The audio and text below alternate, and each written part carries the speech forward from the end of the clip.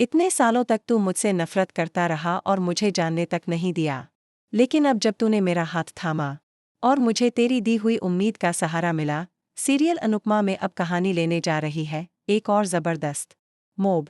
जब अनुपमा अकेले ही police station में अपने ऊपर लगे झूठे आरोपों से लड़ रही होती है, तभी प्रेम को उसकी हालत के बारे में पता चलता है। दरअसल प्रेम का कॉल अनुपमा के नंबर पर आता है, लेकिन फोन इस समय पुलिस के पास होता है। एक पुलिस वाला फोन उठाकर कहता है, आप जिससे बात करना चाहते हैं वह इस समय हमारे पुलिस स्टेशन में है। यह सुनते ही प्रेम के होश उड़ जाते हैं। वह एक पल की भी देरी किए बिना मुंबई के लिए निकल पड़ता है। इस बार वह यह बात राही से नहीं छुपाता और राही भी उसके साथ चल पड़ती है। मुंबई पहुंचने पर जब दोनों को पूरा सच पता चलता है, तो प्रेम सीधे अस्पताल जाता है, जहां पंडित जी भर्ती होते हैं। जैसे ही पंडित जी को होश आता है, प्रेम उन्हें लेकर तुरंत पुलिस स्टेशन पहुंचता है। अनुपमा जैसे ही प्रेम, राही और पंडित जी को एक साथ देखती उसकी आंखों में आंसू आ जाते हैं।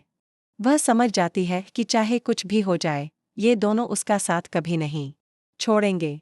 पंडित जी पुलिस के सामने साफ साफ बयान देते हैं, अनुपमा बेगुनाह है। सच्चा गुनहगार मेरा बेटा है, जो मेरी जायदाद के पीछे पड़ा है और मुझे जान से मारने की धमकी दे रहा है।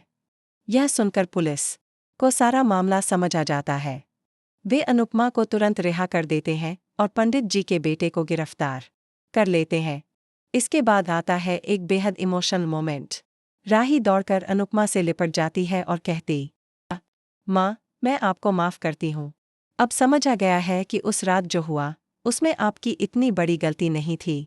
जो हो गया वो हो गया, लेकिन अब आप हमारे साथ चलिए। मैं आपको अब किसी मुसीबत में नहीं पड़ने दूंगी। अनुपमा राही की बातें सुनकर फूट फूट कर रो पड़ती है और प्रेम भी मां बेटी के इस मिलन को देखकर भावुक हो जाता।